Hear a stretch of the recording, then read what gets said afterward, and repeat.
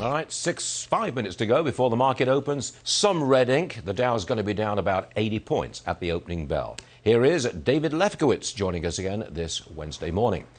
David, you know this. We had a great first half of the year. Is there anything you see out there that could really stop this upward momentum into the second half of the year?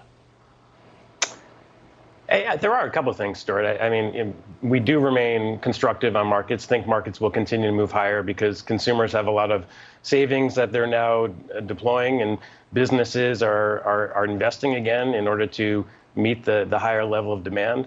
But look, if the Fed got very hawkish and started to tighten interest rates sooner than expected, that could be something that upsets markets. And we have to keep our eye on the pandemic, of course. I mean, we are seeing a very small increase in cases here in the U.S., probably related to the variants that are more contagious. So, there definitely are things on the horizon that we need to monitor. But base case, still think that there's more upside here for stocks over the next 6 to 12 months. You really don't sound very worried, David, I must say. I mean, and I find this amazing because we've had such a long and powerful bull run. We're now worth $45 trillion. That's the value of all quoted stocks. We're up nearly $6 trillion in the first half of the year. I'm sitting here, I interview analysts and pundits every day, and I'm amazed at how many of them say it's going to continue. It's going to continue. You're in that camp. It's going to continue. I mean, I don't know what to say. What do you tell your clients? Your clients must be nervous. They must be saying, wait a minute, David, it can't go on forever. Yeah, Stuart. There is definitely a sense of, has it gone too far? Things don't grow to the sky.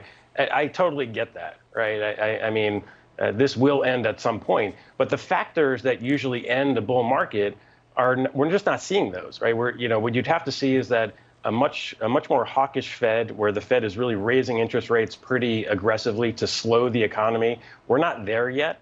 That's probably one of the most important factors. So I just think we've still got some runway here to go. But then again, I mean, we've never been in this situation before, have we? The Fed prints by the trillion. Congress spends by the trillion. Money is being distributed to hundreds of millions of people in this country. We've never seen this before. We've never seen a flood of money roll into the market and into the economy like this before. It's a unique situation, David, isn't it? That's totally fair. It's totally fair. I think the other thing we have to keep our eye out for, are there any imbalances developing in the economy? And I think at this point, the news is still pretty good. I mean, imbalances, what I'm talking about are consumers taking on too much debt? Are corporations taking on too much debt? That we're not seeing. We are seeing it's the government that's taking on a lot of debt. Now, we can't sustain this trajectory forever, but I do think that there's still enough cushion that it's not going to become a problem anytime soon. I think that's also something to keep in the back of our minds. We shall indeed. David, I'm sorry to press you so hard on the continuing bullish feeling, but, I have to. Just like I have to press everybody else. Mr. Lefkowitz, we will see you again real soon. Thanks for joining us, sir. Appreciate it.